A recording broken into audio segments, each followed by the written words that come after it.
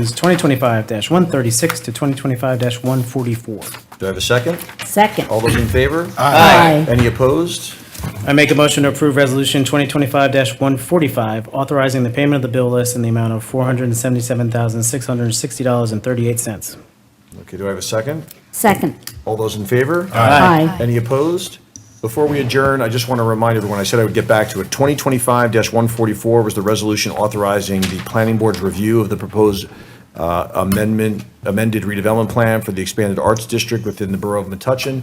That will be a planning board meeting that I understand is currently scheduled as a special meeting for Wednesday, May 7th at 7:30, right here in this chamber. So hopefully those of you who were interested in joining us for that purpose will feel comfortable joining us at the planning board for that meeting as well. This is a long meeting. This is a good meeting, productive meeting, opinionated meeting. These are all good things at local government. Council President, I make a motion to adjourn. it's been a motion. Is there a second? Second. All those in favor? Aye. Any opposed? Meeting adjourned. You like that?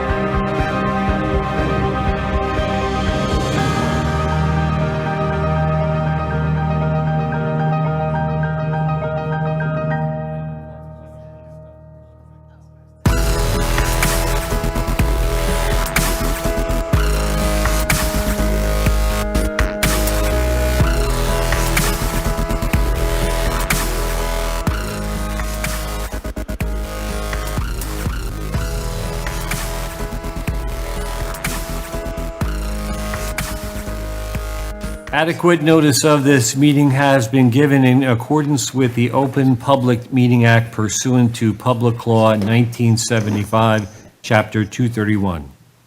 Said notice was published in the Home News Tribune on January 2nd of this year, posted in Borough Hall, and sent to the Star Ledger for information.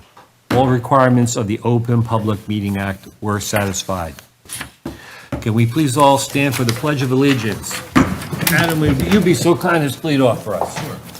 I pledge allegiance to the flag of the United States of America and to the republic for which it stands, one nation, under God, indivisible, with liberty and justice for all. Thank you all. Okay, could we have roll call, please? Yes, of course. Ms. Clarkson? Ms. Cohen? Yes, here. Mr. Delia? Here. Mr. Erickson? Here. Ms. Gelber? Here. Mr. Grossman? Here. Ms. Koskowski? Here. Mr. Lifton? Here. Mr. Love? Mayor Bush? Here. Okay. Mr. Coughlin? Here. Ms. Thackeray? Mr. Weistrich? Here. Thank you. Okay, declare a healthy quorum present. Thank you all for coming this evening. The only new business for tonight is going to be the ordinance relating to the amended redevelopment plan for the expanded arts district, which we're going to ask our planner, Chris Cosenza, to kind of walk us through what's already been done with the governing body and tell us all about the elements of it. Sure, thank you. I don't need to be sworn in, it's not a public hearing for a redevelopment study, right?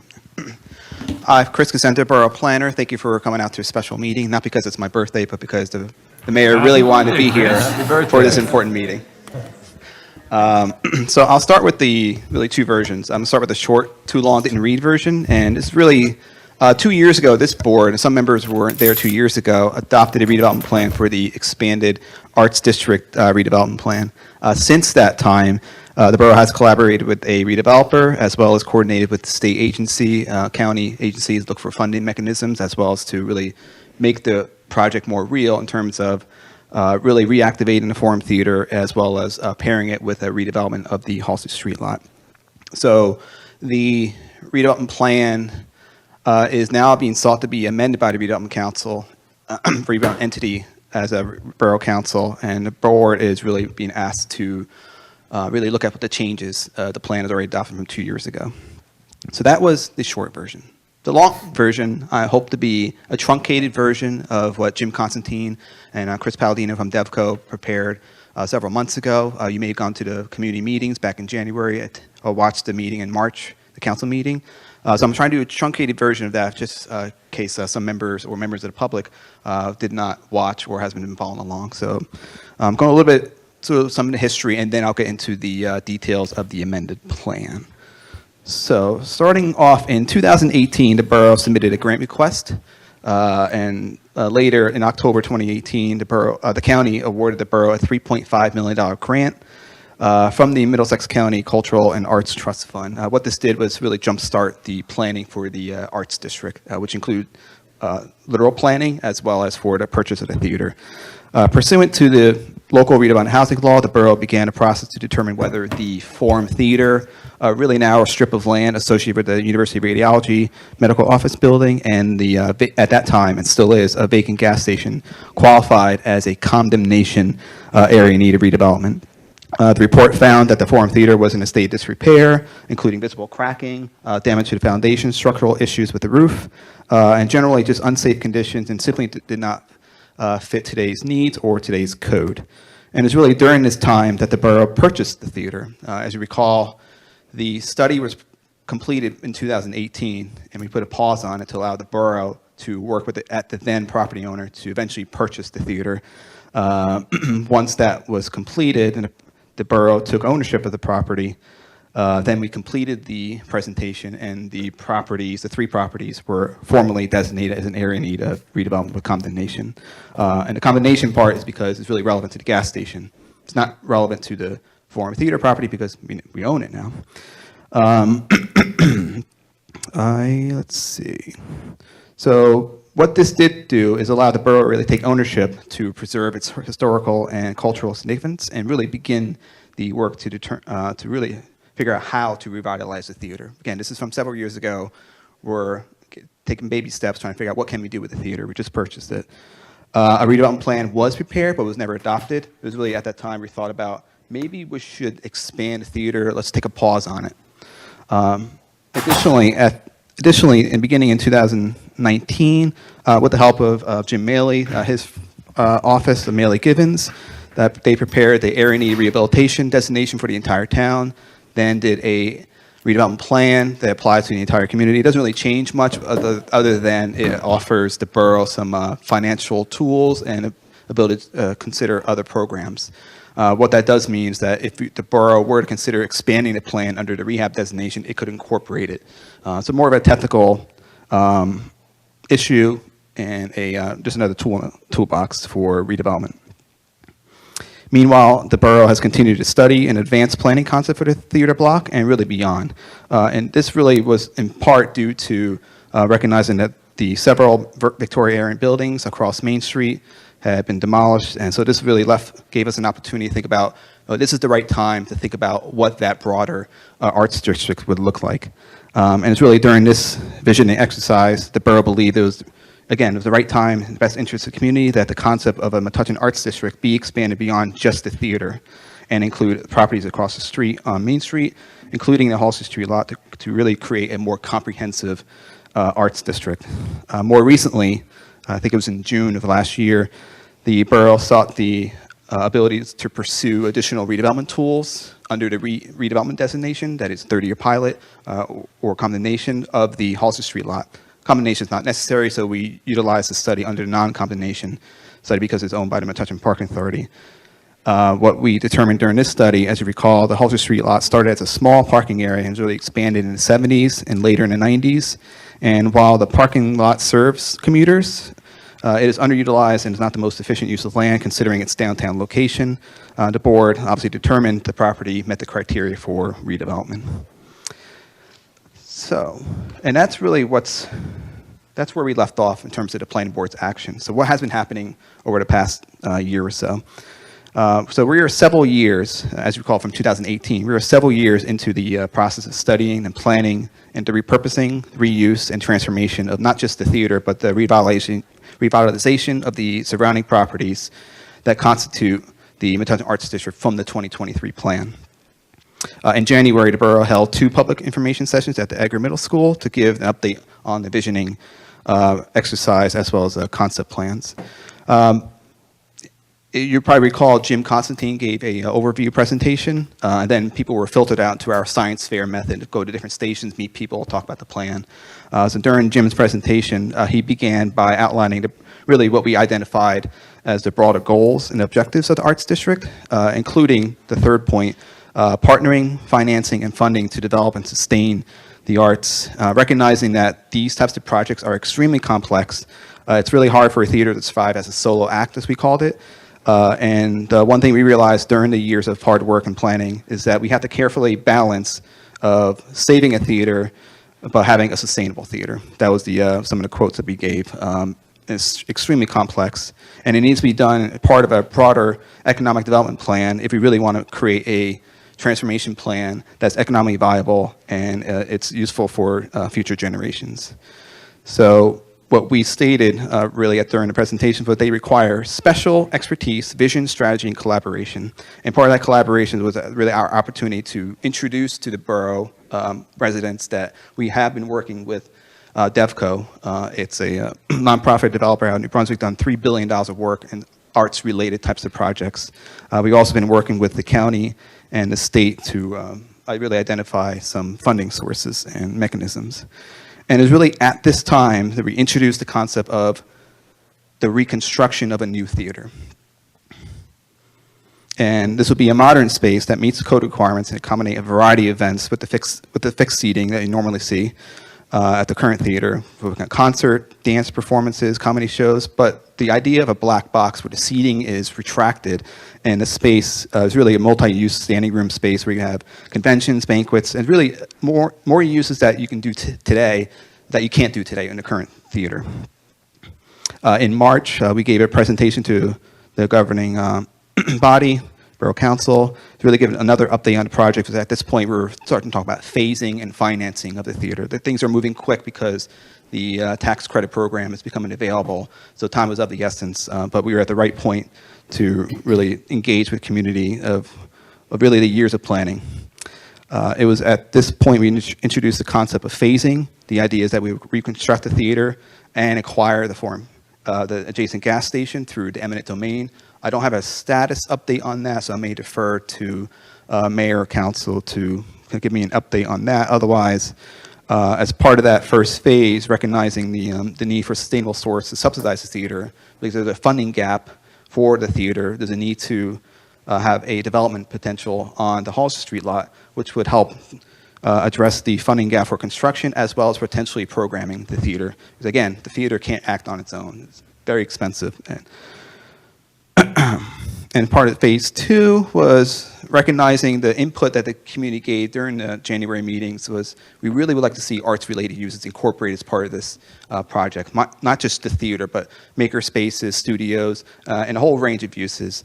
And I think at this point, we were contemplating, could that potentially be part of this first phase? Because we got a lot of great feedback, as you can see on the screen with all the sticky notes. So this is just one of 4 boards that we had. So we had a lot of great feedback, and we're contemplating, should we bring that part of the first phase? So the community does have a real ability to make change. So on the screen, there's just a summary of all the actions we've taken. I'm not going to read through it again because I just did that. So since 2018, we've done a lot of work, and with now working with the redeveloper and working with state and county agencies to really make this project real, we're at the point where we're negotiating with the DevCo as well as their planning and development partners to make certain changes to the plan to make the project a reality. So that's where we're here today. We have an amended plan introduced by the governing body acting as a redevelopment entity, and the plan is called the Metuchen Arts District Redevelopment Plan, amended through April 2025. The reason we use that title is because we anticipate the plan will continue to evolve and change over the years. So, the 2025 redevelopment plan. Let's see.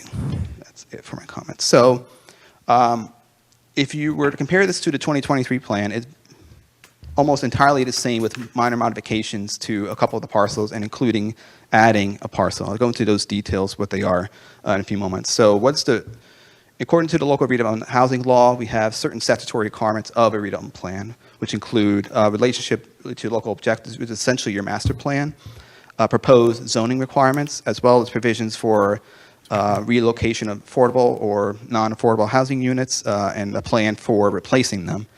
The relationship to the Edison master plan, because as our contiguous municipality, we only have one in this case, Middlesex County comp plan, state plan, and a plan for charging infrastructure. So those are the statutory requirements required to be in a redevelopment plan. And all the plans we've adopted today have always met those criteria. And I'll briefly go through each of those criteria.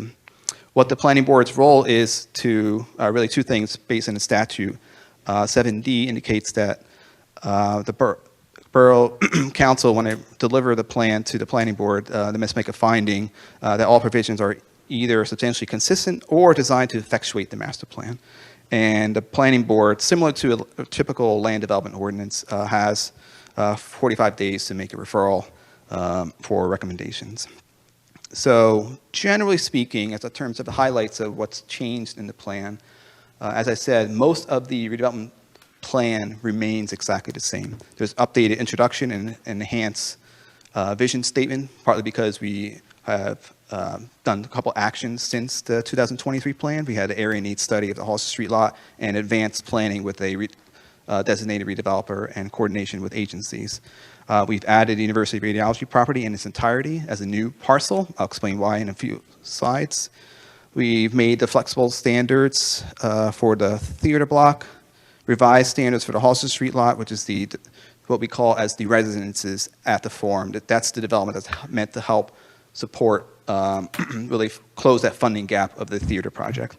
And then certain design standards. Now that the project's become more real, this is the opportunity to put in some design standards similar to our Oak Kite and Golden plans, like a lot of detailed standards to make sure the design is right.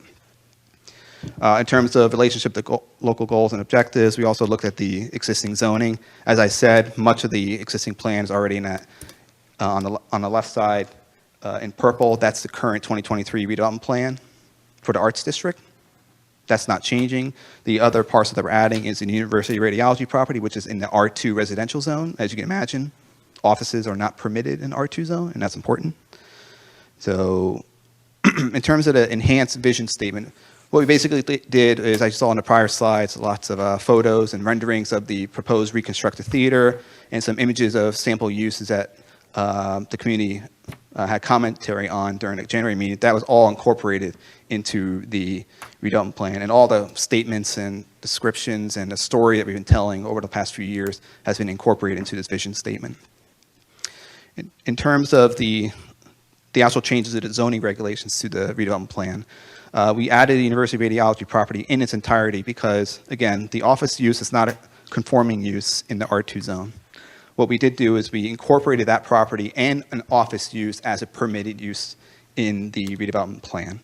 What this does is it facilitates a conforming subdivision. If we didn't do it, then it would trip up a use variance issue, and the planning board would lose control of the process. So it made sense from a practical perspective to incorporate that property in its current form, its current use, which received use variance probably in the 1990s, I believe, to be brought into the plan as conforming use. What we did do is took the opportunity as well, let's add in the other arts-related uses. In the case, if the property were ever to be redeveloped in the future, we have the ability to engage and continue some arts-related uses, or it can continue to be subject to the current zoning, which is single-family dwellings. We also added two-family and live-work units. Nice transition to the residential neighborhood as you get further east on Amboy Avenue. In terms of the Forum Theater block, that's referred to as Parcel A. That hasn't changed. What we did do as a result of feedback from the community during the January meetings, we added a couple more arts-related use, like maker spaces, demonstration kitchens. I think the plan already was pretty all-encompassing in terms of arts uses, but there was some feedback that was very good from the public, and we added those into the plan. We increased the maximum building coverage to 100%, which sounds insane, but it's really meant to give flexibility to the borough because we own the property. So we ultimately control the design of the theater, and mainly the 100% building coverage is really for an allowance for flexibility. In terms of Parcel C, again, this is the Halsey Street lot. This is the development that's meant to help close the funding gap in terms of the construction of the theater, as well as be a sustainable source for programming of the theater. So as a result of negotiations with DevCo and their planning and development partners, we've done a lot of work, engagement back and forth, and we will continue to do so. But we have put something on the books really in time for the tax credit program as it's released. Something had to be put in place in terms of zoning. And I think we got to a good spot. I'm sure the mayor, you have some feedback on that. But in terms of the actual changes to the plan, we actually reduced the maximum density of Parcel C. It used to be 100 units per acre. Now it's 92 units per acre. So density has actually been reduced. We did allow for a maximum floor area ratio and reduced setbacks in Halsey and Calvin Place to give it more flexibility on the building footprint. But recognizing the impact it would have on the southerly lot line, which is where you have residential properties, we actually took the current standard of 10-foot setback and doubled it to 20 feet. And in upper floors, we quadrupled it to 40 feet. So recognizing that with this big hulking building, we want to be able to deal with the setbacks from the residential properties. The current regulations for 10 feet simply wasn't adequate, so there's an opportunity to sort of address that, recognizing the building might get taller. On the next slide, you'll see we added an additional height of allowance for a sixth floor up to 70 feet. And ultimately, the density, floor area ratio, and the height are referred to as overlays. What that means is that while the plan does have allowances for those things, they can only be captured, or they can only be done by a redevelopment agreement, meaning no one can just simply submit a plan and say, I'm going to build a building of 6 stories, and you're stuck with it. We wrote the plan such that if you want to do that, you need to engage with the borough and enter into an agreement. So the borough has a lot of control. That's the beauty of the redevelopment law. You can have statements, regulations like this that allow for overlays subject to a redevelopment agreement. So In terms of the sixth floor, I know we don't have any six-story buildings in Metuchen, but this felt like the proper location because it's 1 block away from Main Street, just like the Woodmont property. The Woodmont property, if you recall, the mixed-use building, the 5-story building, has a tall first floor, which is retail, and then 4 floors of residential. Here, we have a unique situation where there's a pretty significant grade change from the Halsey Street lot at the lower corner up all the way to Calvin Place by the train station. It was almost a full story. And we're anticipating that this building would have 2 floors of parking and then 4 floors of residential housing units. And as you can imagine, 2 floors of parking would have a much lower ceiling height, floor-to-ceiling height, than a traditional first-floor mixed-use building height. So ultimately, the building will probably still have a 5-story building appearance from Calvin Place, and it will be sunken in because of the grade change. But again, all those issues can be addressed further through a redevelopment agreement. And part of that parking, why is there 2 levels of parking? Part of that's because of the size and shape of the lot. It's not big enough for a traditional parking deck. We have level parking and ramps, like what you have at the Pearl Street Plaza. You need a longer distance to really get a larger structure. So here we're sort of constrained on the size and the shape of the lot. So a podium building, meaning a building above parking, is really the only logical planning solution here. In terms of other design standards, we revised certain high level and just throwing in something at the wall and made it more realistic. Now that we're working with the developer on the potential real design of a project where the streets, particularly Halsey Street and Calvin Place, must be designed as complete streets, meaning parking on one or both sides of the street, 32 feet from curb to curb, sidewalks, planting strips, street trees, decorative lighting, the whole 9. We updated public sidewalk language to be a little stronger. The parking requirements really acknowledge the new RSIS. Back in 2023, as you recall, 1.8 to 2.1 parking spaces for 1, 2, and 3 bedroom units in RSIS were minimum requirements. Since the plan was adopted, the state has updated its RSIS, but those are now maximums. So the redevelopment plan simply just acknowledges that the new RSIS requirements and the borough is establishing a lower parking requirement. There's also additional standards for parking garages, surface parking areas, landscaping and lighting, really to reflect, to deal with a building design becoming more real. We want to make sure where there are exposed parking areas, they must be screened or treated like a building. And there's other standards for building design, including upper story step backs. Obviously, we don't want a full 6-story straight wall. There needs to be opportunities for stepping back, sort of like what Woodmont does at the corners of its 5-story building. Ultimately, the building design itself also is subject to a redevelopment agreement. So in terms of its relationship to local objectives, that's one of the first things you need to do when analyzing a redevelopment plan according to the statute. Just a reminder, this plan will supersede the underlying zoning. What that means is we're replacing the 2023 plan with this 2025 plan, and even that plan replaced the B3 zoning. So this isn't just an overlay where the developer could still do a different type of project under the B3 zone. The B3 zone underneath the Metuchen Arts District doesn't exist anymore. It's now the redevelopment plan. Similar to our presentation we gave 2 years ago, we find that the redevelopment plan is consistent with the borough master plan, particularly with goals related to preservation of residential character, mainly because the development is occurring in a downtown location and it's not touching residential neighborhoods. The land uses are appropriate to the area, something we envisioned for years. We have environmental sensitivity, public benefit of public gathering spaces, and this is really looking at the arts district as a whole. The plan is to have a public gathering space adjacent to the theater block. There's opportunities for housing and workforce housing, a focused redevelopment within and adjacent to downtown area. Again, these are things we talked about from the prior plan, so nothing's really changed except for some zoning standards. So clearly, this plan is also consistent with the master plan. In terms of the relationship to the Township of Edison, there's no conflict. The project's in the middle of the borough, and it's really meant to facilitate or take advantage of the train station.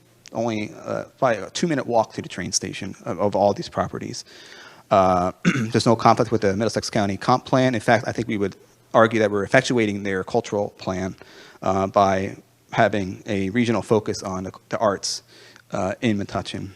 In terms of the state plan, it effectuates smart growth principles. First of all, we're in a PA1, which is a metropolitan planning area, which it advocates and has goals and objectives for revitalizing cities and towns, growth in compact forms. Obviously, a development with housing above podium parking is a compact form. Promoting redevelopment of centers, where we're a center, and promoting economic development, at least related to the arts in this case, and then encouraging redevelopment of at intensities to support transit. Again, we're just a couple minutes away from the train station. So it's like the model case of what the state plan wants to see in its centers. So just sort of a summary in terms of what needs to be in a redevelopment plan. So number one, we need to have relationship to the local objective. That's your master plan. Already went through that. It's consistent with your master plan. In terms of proposed land use and building requirements, that's the zoning requirements in the plan. Already went through that ad nauseum about the changes to parcels A, C, and the new standards for parcel E, which is the University Radiology property. Regarding number 3, 6, and 7, they all relate to provision of relocating housing units, including inventory of affordable housing units. This site has no housing units whatsoever, so there's nothing we need to concern ourselves with that.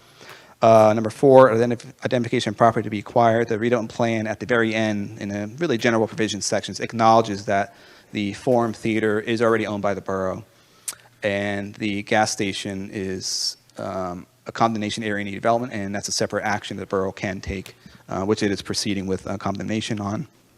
Otherwise, all other properties are non-condemnation. The Halsey Street lot is non-condemnation redevelopment area, and all the other properties owned by Nancy Jessen and their business groups, they are in an area need rehabilitation where you can't acquire the properties unless it's an arm's length agreement. And then in terms of the plan for zero emission and charging infrastructure, the plan, just like the original plan for 2023, anticipates that there will be public charging infrastructure through parking structures that are constructed on the property, whether it's parcel C, parcel D, or anywhere else in the district. Wherever there's a parking structure meant to provide parking for commuters and or the Forum Theater, there will be a provision for public EV. So we meet all the statutory requirements of a redevelopment plan, and that's the conclusion of my presentation.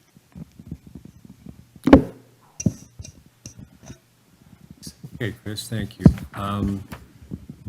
What formal action is the board taking this evening? Is it endorsing this action by the redevelopment committee? Is it merely being edified by the evolution of what's the current events? What is the board's responsibility this evening, in your opinion, Chris? Refer back to the slide. The board's role is, the board's role is to review the redevelopment plan and to determine whether the plan is either substantially consistent or designed to effectuate your master plan. If there's anything that you have recommendations that's inconsistent, it should be prepared in a report, which could be a letter from the council to the governing body or a resolution. Very good. Well, being as you're the person who serves as the planner for this board and have worked so extensively on it, I think we can all feel pretty good about where we're at. Before we open it up to the public, I'm sure there probably are questions from the board, or maybe I would like to say something about this very significant and wonderful thing. Thank you for that introduction. You know, it's this has been a process, and I think there's a lot of people who've been following this closely. Not everything we do is followed so closely. This one has a lot of interest, and you know, I think Council President, I'm sure would concur that this has been a serious focus. No matter what we've been working on over the last, 5 to 7 years, this has been a significant focus of our administration because we know how important it is to this community, but it isn't easy to just build a theater. You know, theaters, as we've been reminded at the last meeting of the council meeting, theaters run by nonprofit organizations, which is every theater in America other than, Broadway and Broadway-like in other cities around the country, are losers economically. There's no theater in America that can function on just concessions, facility fees, and rental fees alone. And that's an alarming fact that we have been forced to face as a community. Because, we really want this theater, but you're balancing that against something that potentially could be, an economic detriment. And so how can you be a responsible public official, bring, a theater to the community to add to our thriving arts, community, but also manage the budget for such a thing so that it can become an economic, additive to our community as opposed to a drain. And that's really been the problem that we've been trying to solve. And it's not an easy one. And so, when we talk about this plan is designed, and it's, New Jersey redevelopment law is very useful to a place like Metuchen because it allows us to come up with a concept that can give us what we need without having to go through, the land use aspect, the ordinance changes to, modify this. And, it attaches almost to this vision planning, which we were able to do. And so this is an amendment, and, I think I've been told our redevelopment council is here, Jim Malley, who was really useful through this process. But, there's really no redevelopment plan that this borough has ever put together that doesn't later need to be amended. And that's normal. That's part of the process because, you have your general vision of how things are going to go. And then as you start being more specific about how you're fulfilling that vision, you get into the details and you realize, wait a minute, if we're going to do this, we'd have to amend here, or we have to, add here or subtract there. I mean, there's an aspect that Mr. Cosenza brought up specifically about the fact that, this is conceptually less dense, for example, than we originally intended. And that's part of the process. That's part of, from our side, it's important for the residents to understand. From our side, that is the process we go through. You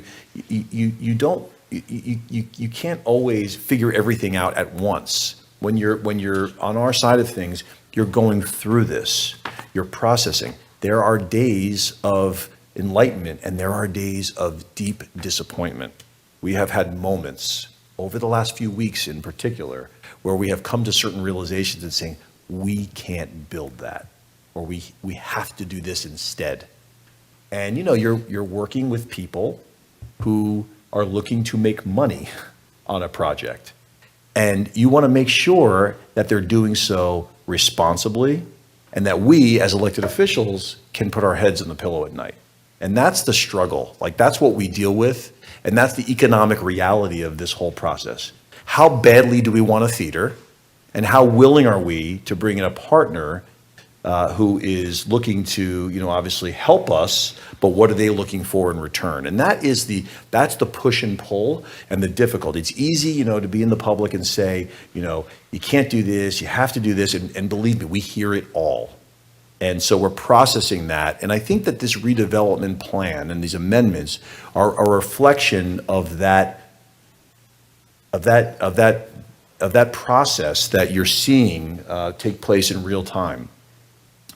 I've talked to some people about the fact that over the last few weeks, we've had a difficult time because we really, really want to make sure that if nothing else, there is something that could sustain this theater going forward. Because again, building the theater is great. Keeping the lights on is another story. And how do we keep the lights on going forward? And what we've realized through this, and I said this publicly at the meeting in March, at the council meeting, is that we need a parking garage that's built for us. These parking garages are way more expensive than anyone realizes. I don't know exactly how much per square foot, but a lot, let's put it that way. The parking garage that we would anticipate getting as part of something like this, I think is in the range of a $10 to $13 million type of dynamic. Concrete is incredibly expensive. And the podium effect that Mr. Cosenza described would be designed to make sure that we get sort of dual use out of the parking garage, because you get the concrete for the garage itself, and then that concrete podium can support the building that envelops it. There's also another element to this project that's interesting that has sort of come out of this discussion, and it is the eyesore that has come to be as you're driving on Main Street north on Main Street and you look to the left, or, south on Main Street and you look to the right, and that substation that looks like something from an alien movie that, that Amtrak, I think, owns. And, it's always been there, but we never really noticed it because it was blocked by a series of homes that had been demolished by the current owner of those properties. And so, I know that there's obviously a concept of an overall arts district and everything else, but, that is just an empty parking lot right now. It has an opportunity to be the nest egg for us to be able to sustain a theater in the future, A, and B, it gives us an opportunity to sort of re-envision that area, but God knows that area will never be re-envisioned with a substation staring at all of us for future generations. I think that's important as well. And, people are opposed, there's a mix of feelings on apartments in our town in general. The one thing that we know for sure is that there is a shortage of housing in Metuchen. There is a lot of demand for development of apartments. I don't think the public truly understands how many of these projects we do everything we can to sort of push away because we really want to be deliberative and careful about how these things go. But this is a very useful opportunity, one that we're highly focused on, to bring a theater to our town. And so when you're singularly focused like this for the last, again, 5 to 7 years, and we see this opportunity as a result of a statute that is now, open, applications for which open in April and end in June, we can get tax credits to mostly pay for this thing. I mean, that's what it comes down to. And so the reason we're acting now is because we have this window that we are going to do everything we possibly can to strike at. And we think through this plan and through this opportunity, and again, the Halsey and the theater aspect, we'll be able to get this thing online in 2027. So this has been years in the process. It is a complex deal, if you will, for all of us. It has not been easy. It will still be hard. It will be harder before it gets easier again, and we can walk through those doors and see a performance in our community. But we're getting there, finally. We have a path, and I'm really hopeful that this planning board sees all the work that's gone into it between our redevelopment council, our planner with Jim Constantine and Chris Cosenza, who's started with the borough as a professional years before he even joined the planning ranks. In our council president, our council, our director of economic development, Linda Koskowski, who's on this board, and of course Melissa Perlstein, our borough administrator. We've been working towards this, so we're almost at the point where again we have a more clear path, and I appreciate everyone taking the time out of this beautiful night to help us get to that next point where we can send this back to the council and continue to move forward. Thank you, Mayor. Wonderful dissertation and a lot of moving parts to get right. Very difficult, very challenging. Council, I think. Councilman? Thank you, Chairman. So just a comment and just a clarification, Chris. So first, I was really happy to see, and you mentioned it as well during your presentation, that you've, as part of this amendment to the redevelopment plan, that you've enhanced the vision statement. And that comes, as you mentioned, directly from the community sessions that we had at Edgar School. So I just wanted to thank you for going through all those, for filtering out the ideas, and more importantly, thank the community for coming out to those sessions to provide that feedback. You've had a direct impact into what this project is going to be. So thank you. And for the clarification, and I do think you made this point, but I just really want to dumb it down.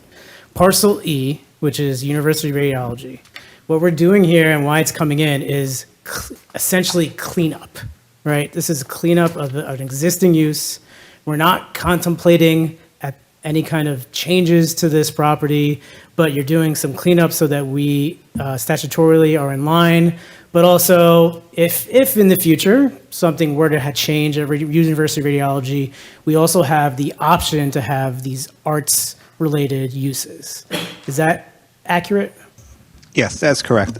Truthfully, it's something I missed when we did the redevelopment plan back in 2020 when we first started working on it, as well as in 2023. realizing that the University Realty property is a non-conforming use in the R2 zone, a subdivision to allow for that strip of land to be consolidated as part of a larger theater block would trigger a use issue. And we just want to eliminate that technical issue by incorporating that use in the entire property into the plan. And yes, to your point, I took the liberty of adding the ability of arts-related uses, which could be the home for the Arts Council right next to Linda's house. And that could be an opportunity to expand those arts uses. Or if the property were to be sold if in the future, it could continue to be developed with single-family housing. But I felt like it was appropriate, given the scale and the types of housing in the neighborhood, to also include two-family and live-work units. But at the moment, we don't have any, we're not contemplating any changes. The University Realty is not going anywhere. It's just setting us up for the future if we get to. Yes, and I think it sets them up well in the future, too, because now their use is conforming. Got it. Thank you. Okay. Can I questions from ask- Board members? Yes, please. So first of all, Chris, I just want to say thank you. You've done a marvelous job on a very complicated subject, and so you're making it very understandable for us, but I still have some questions. Sure. And the other thing, well, before I get to the questions, one of the things I would like to say is that I think largely this is in line with the master plan. This is exactly the kind of development I would be looking for in a transit-oriented development situation, having, higher density housing right next to the train station, really just the perfect use for that land. But having said that, I just want to clarify a couple of things. So this would allow for a six-story building. Sorry? This would allow for a six-story building. Only on parcel C, yes. Only on parcel C. Could you maybe talk a little bit about how that fits in with the, I guess Woodmont, the height-wise, how's it going to look?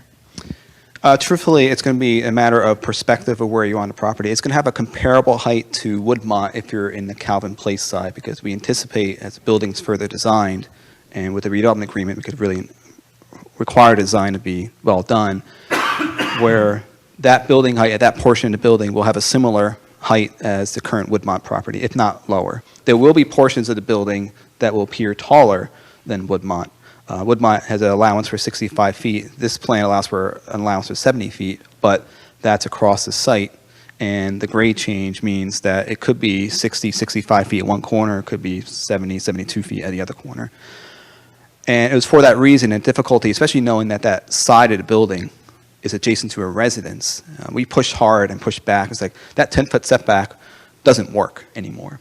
The current plan does allow for a five-story building up to 10 feet away from the property line, but if they're contemplating that extra story, even though the lower two levels are going to be shorter in height because of parking, we still had that concern, which is why we pushed really far back now in the new plan, amended proposed plan, to double the setback to 20 feet.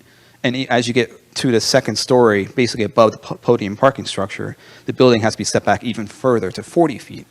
Okay, so what you're saying is that any kind of massing would really be placed against the train Correct. line, which is where it should be. Yeah, it'll have the same appearance as Woodmont is on that side. In fact, Woodmont's even longer, much longer, probably double the length as the Halsey Street lot has frontage along the northeast corridor. But we push for I'll call it the wedding cake style, stepping back on the sides of the building facing the residential area. Okay, and then just one last thing, because I want to in my mind have it under, so this is all subject to an executed redevelopment agreement. So once we get into negotiations with the developer, we would have to execute a redevelopment agreement that would then really hone in on the details of what we're allowing. Yes, the base zoning in the current redevelopment plan, as well as in the proposed redevelopment plan, the amended plan that is, allows for a maximum density of 36 units per acre. That means someone could get an application with the parking authority's consent to build a building with 36 units per acre. Any decimal place above 36 units per acre, but up to 92, requires a redevelopment agreement. And that's the opportunity to say, you could have a project that meets all the standards, but you may decide as a borough redevelopment entity at the Borough Council to not enter an agreement because you don't like the look of the building. You have that much power through the redevelopment agreement. Okay, and then one last thing, just to sort of put a fine point on it. The affordable housing unit requirement remains, will be 20% for any project that goes here, or is that a borough-wide? So this redevelopment plan is silent on that. So it would rely on the underlying ordinances, which is 15%. But through a redevelopment agreement, especially if you're going to want to entertain a payment in lieu of taxes or the six-story increased floor area ratio, you should be asking for 20%. And I believe the mayor and council, Yeah. we've talked about special needs housing. We've and already veterans committed on this preference. project to a 20% set Right. aside, and there's a grant, and I think that, Ms. Koskowski knows this too, but it's important to talk about. There's a certain application process that very few developers actually utilize, but some do and do well. That's called Aspire. That's used by with the state opportunity. So this particular developer that we're starting to work with, that we think through DevCo, is looking to apply for an Aspire grant, and the Aspire grant would allow for the borough to get more back. Again, the give backs of the parking garage, for example. But as part of that process, of course, you'd have to be a 20% affordable piece, and we're also able to sort of craft the affordability, without getting into too much detail about the affordable housing aspect to this project. It's very important to us as a community. It's a way for us to help express our ideals of what's important to communities like ours. And so, whereas both Goulton and Woodmont were 15%, this one's going to be 20%, which we're feeling really good about. Thank you. Thank you, Director Koskowski. Okay, other members of the board, questions for Chris or comments? Sure. It's also very exciting. I mean, we heard about the borough acquiring the forum or intending to acquire the forum. Mayor said is it actually 7 years ago? It's just amazing. July of 19, I think, Yeah. is when we actually had that press conference when my hair looked like that. But yes, less gray. I personally, as a long-term resident of Metuchen, couldn't be more excited.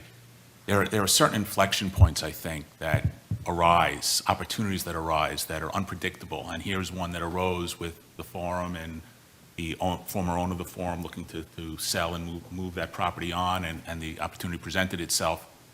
It's an opportunity that the borough has seized that can uplift and make the borough attractive, not for 5 years or 10 years, but for the next 50 years, for the next 75 years.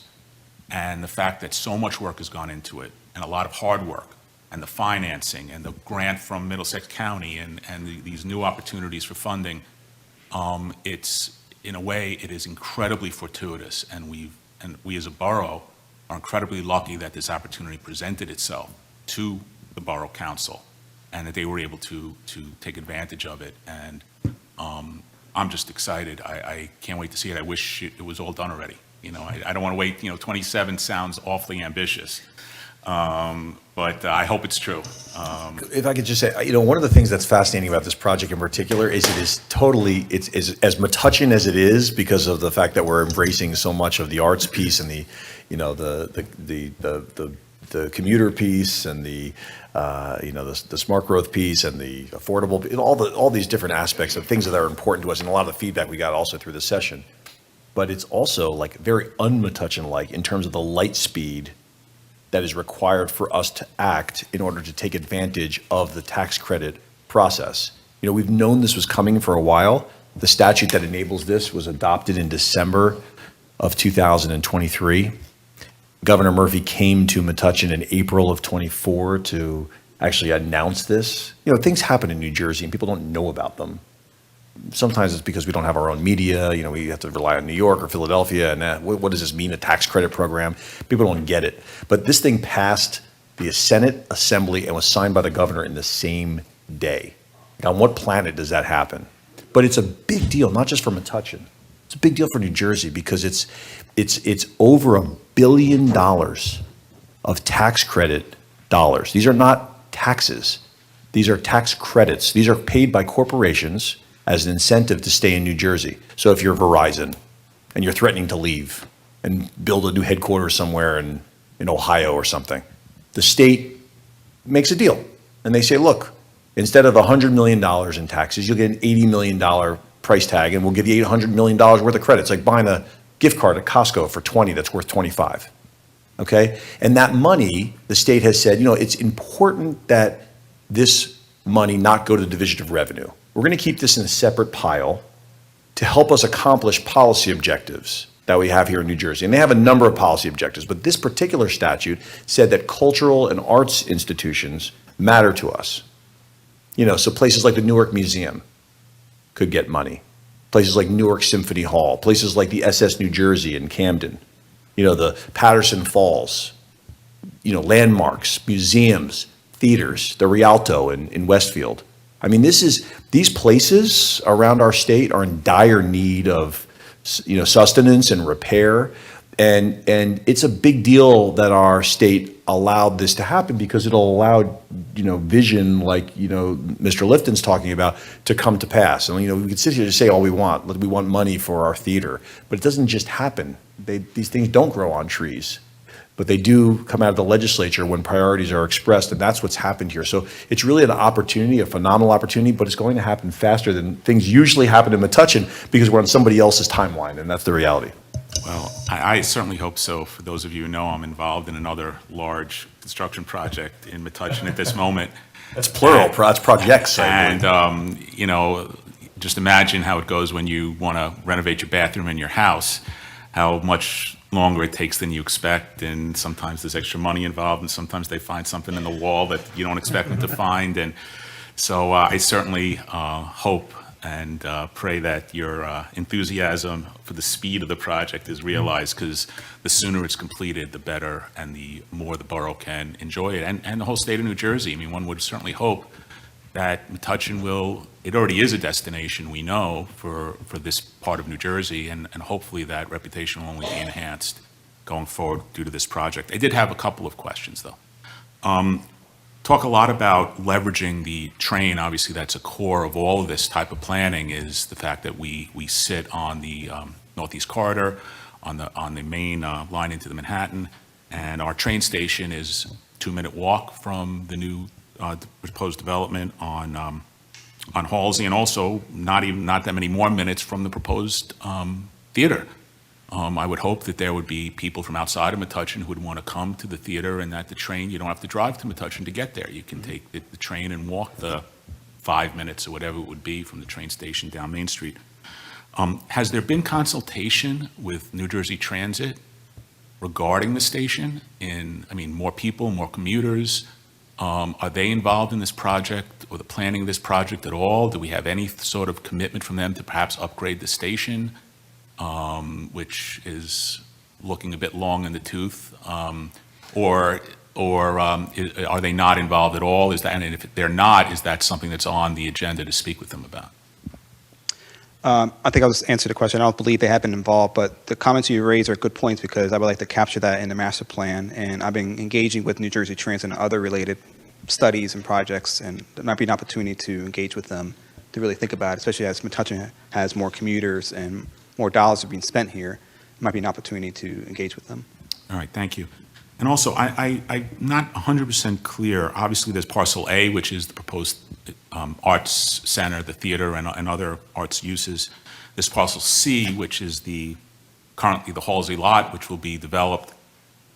I'm unclear how this redevelopment plan impacts parcels B and D. Obviously, you made a comment about parcel B, about disappearing Victorian houses and just open views of substations, and how would those parcels, and obviously they were incorporated in the original plan as well, but I'm not clear on how this plan impacts the development of those parcels and why they are in fact included, and what including them does for the borough's ability to control and develop those parcels, which right now, a number of them are empty and looking quite forlorn. So essentially no changes, other than, I believe, a minor change in parcel B. If someone were to do a track changes between the two, we did add offices back in as a permitted use in parcel B to allow for the two remaining buildings fronting Main Street. One was hit by a car, the porch is undergoing repair, and one is affectionately known as Grandma's House from Nancy Jensen's family. So the office uses are allowed to be there. It was removed, I would say probably by error on my part, in the 2023s, but that was put back in as permitted use. So that's really effectively the only change affecting parcels B and D. We have been, Linda and I have been talking about a potential redevelopment of the properties, but I think we're a long way from that. There's no conditional redeveloper, there's no agreement, no escrows been set up, but we're starting discussions about what could happen there with the property owners' representatives. In terms of why they were incorporated into the plan, I think it was really a logical planning discussion in terms of the context of the Forum Theater and where the parking would be.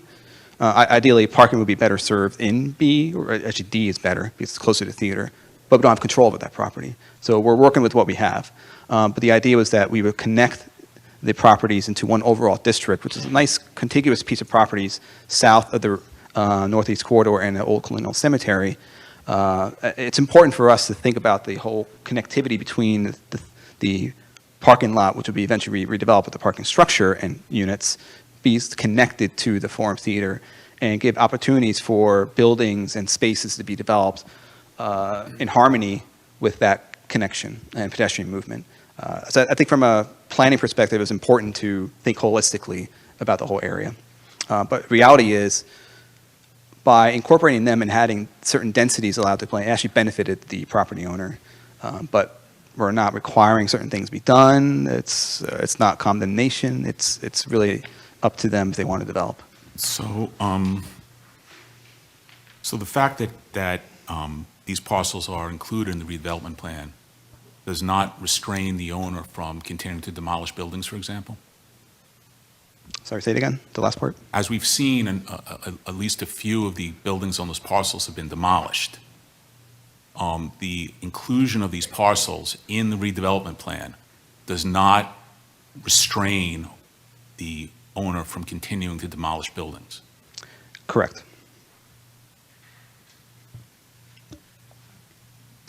So I'm still don't understand why they're included. Well, what leverage or what does the borough gain by including B and D into the plan if the individual owner is still in complete control of their property, as you would expect, and the borough has no enhanced rights or say over those properties? What's the point? I'm not sure I would use the word leverage in terms of control and development. Again, I think it was more or less, first of all, it was a reaction. In 2023, it was a reaction to the building be demolished. We knew we needed a plan in place for potential redevelopment. So in that sense, we were requiring certain design standards so that any future redevelopment is consistent with what we want to see on a Forum Theater lot as well as the Halsted Street lot, which are disconnected and not connected. We don't have an ordinance in place that would restrict demolition. So Jim Bailey, Redevelopment Council for the Borough. So the benefit of doing it, of including it within the plan, is for the long term. So now, when there's zoning that's put in place from the original plan for those areas, if a developer wants to go, if the owner wants to tear down those buildings, they have the right to go tear down those buildings. They can only build in conformity with the plan. And what this does is lays out a structure.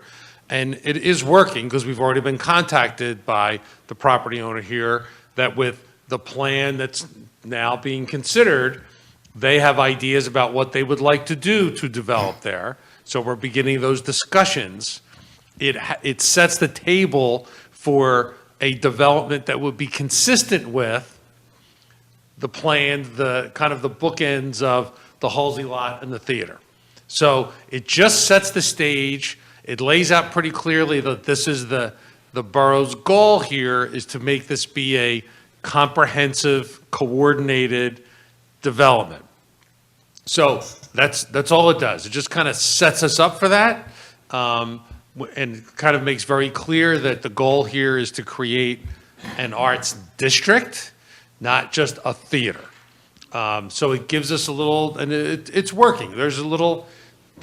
Nothing's done yet, but there's a couple little ripples coming off of it. And will if I advance can, us. if I could jump in, one of the things that's incredibly important to us is historic preservation in here. Now, we can't restrict someone from tearing down a property. We've gone through that at a lot of levels. We had a discussion about that actually at our last council meeting, which was pretty extensive. But we've expressed to the property owner how our concerns about losing those structures.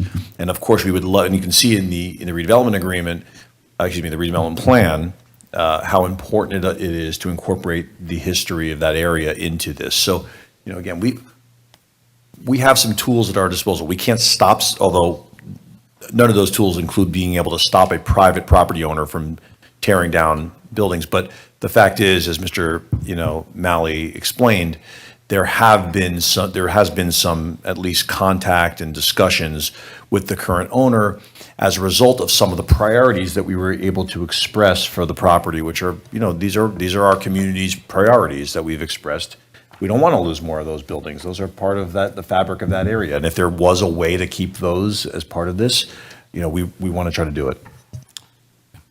Thank you. I appreciate your explanation. Thank you. And just to follow up on that point, I do anticipate, by virtue of how we titled the redevelopment plan, it's going to be amended again, more than likely. And we anticipate that we're probably amending the plan for that property owner as well. Go right ahead. Thank you. So in follow-up, actually, to that question, Ann, about this is an affordable housing. I hear we're committed to the 20%, but I also hear that the plan is silent. The redevelopment plan is currently silent on that. And now with this new questioning around private owner and what they choose to do with their land, should they decide to hire a developer to build a complex or whatever, is it possible for us to state in the plan that we are committed to 20% of that housing being affordable housing? You can, if that's a recommendation you want to give the council to be more specific. But it may not be necessary if a lot of development is triggered through a redevelopment agreement. We're going to ask for 20% regardless. And in the case of the Halsey Street lot, their funding mechanism requires that they provide 20% anyway. So with that respective project, we're going to get 20%. Okay, thank you. Other board members having that? I'm sorry, yes, one of our newest members. Thank you. Could you maybe grab the microphone? If you have one, thank you.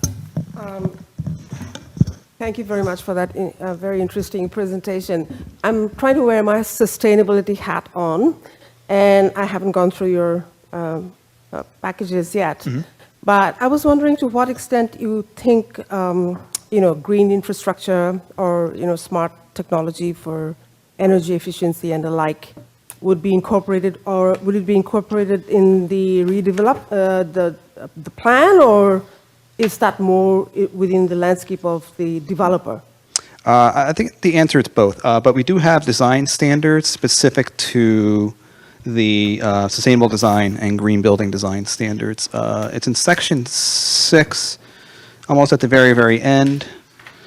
And it's actually pretty typical of our other redevelopment plans we did for Oak and for Galton. It's actually section 6.5.9 on page 62.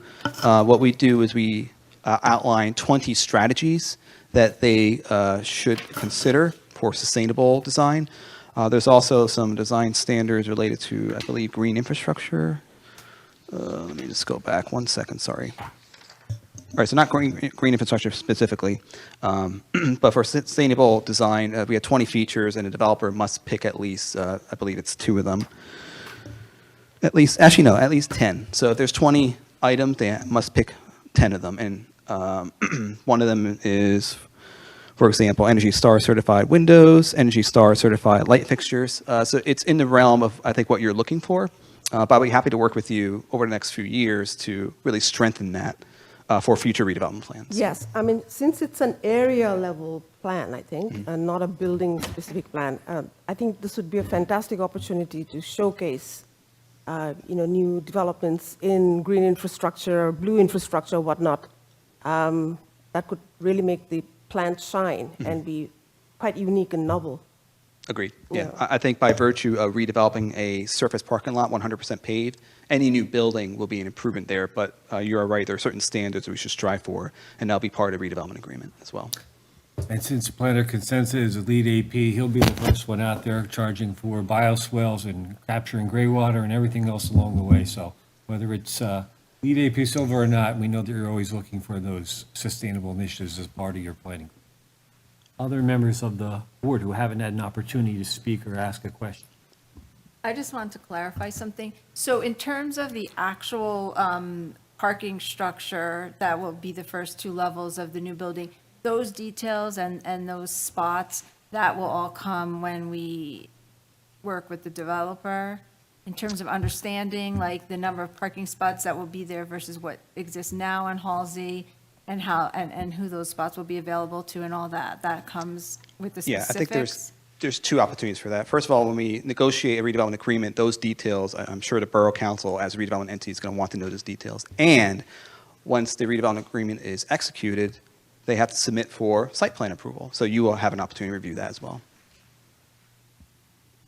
What this redevelopment plan does is essentially replace or update the zoning. They still have to file for a site plan. Okay. Yeah. But I would just say, but if you have concerns about that, I can answer. I'll just say that there will still be spots for every Metuchen commuter. That's one thing that the council's committed to, number one.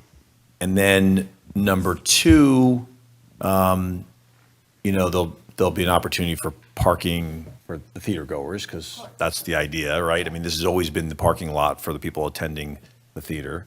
But we also know from other, experiences around in other places. For example, I've heard multiple people give me the example over at Red Bank at the Count Basie Theater that, everyone I've spoken to about that says, and I haven't been there in a long time. I don't remember where I parked, but I remember hearing people say, like, I've never once parked in the designated theater parking for Red Bank, because typically I go out to eat first or out to eat later, or there's just, it kind of gets absorbed into the town's parking, that's one element. But number three, and this is a critically important piece, because we are getting revenue now, the parking authority at least is getting revenue now from the commuters. The theater's not operational, so there's not been any revenue in that regard.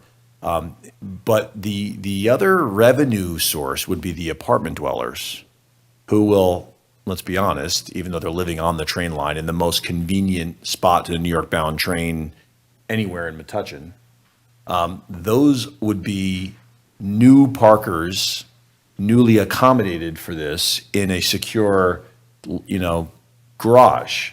And so that's the built-in additional revenue above and beyond what we have. And so it's just, there's 3 categories of people who we're considering: commuters, obviously theater goers, who will usually come when the commuters leave, because the commuters are there 9 to 5 or so, or maybe 8 to 6, whatever you say. And then the shows are typically, 7 or 8 o'clock at night. So one group leaves, the other comes in. And parking revenue is, by the way, something that, like, I don't think any of us have ever considered unless we really start thinking about it. But the experts will tell you that you always oversubscribe your lot, because just because you have, let's say, 140 people who have cars that are living in the units, those cars are not all going to be, those people aren't all going to be going on the train. And at some point, they start to figure out about 20 or 30 of those leave a day to drive somewhere. Those are now 20 or 30 spots that are available for commuters. And, you start to see a flow. And so, you may have, I think the latest we looked at was like 272 parking spots or whatever we had. I don't remember what number, but, you end up having 400 or 450 people that actually are parking there regularly, maybe more. And that's really how you bring the revenue up. This is a revenue generator, the parking garage. That's straight up, that's what it's designed to do, because it accommodates parking now, but having a garage helps us really monetize in a different kind of way. And so much more efficient use of the land. Correct. At all times. I agree. And then just to add on to that, you also have something I've been thinking about. Not all theater goers are going to necessarily even park there. I could see many parking in the center of our downtown, going to dinner, parking in that structure, and then just doing that very, very short walk. So there's lots of opportunities for benefits here. Anyone else who hasn't had a chance to speak? I believe everyone has spoken, right? Okay. So at this point, why don't we open it up to the public? If you'd like to make a comment, ask a question, I don't know, Adam, if you want to separate those or keep those together, come on down to the microphone, tell us your name, your address, and what's on your mind. And, gentleman's going to, I don't know if you want to swear him in, or? Nino LaStella, 242 Amboy Avenue, and I do cohabitate with Linda. And Congratulations. I can swear you in if you're going to be making a statement. Are you asking questions? You want me to swear you in if you're going to make a statement? Sure. A statement? Yes, you can swear me in, Okay. I guess. Okay. Raise your right hand. Do you swear or affirm that the testimony you're about to give will be the truth, the whole truth, and nothing but the truth? Yes, Okay. thank you. Well, it was more a question Oh. than a testimony. But I want to be covered, you know. Okay. I'm Catholic, so, you know, I want to cover all the bases. Anyhow, what I was interested in is the parcel E, because we are the neighbors to the east.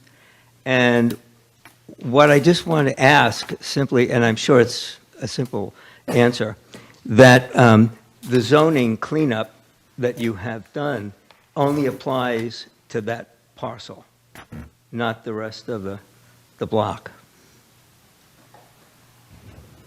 We can take that.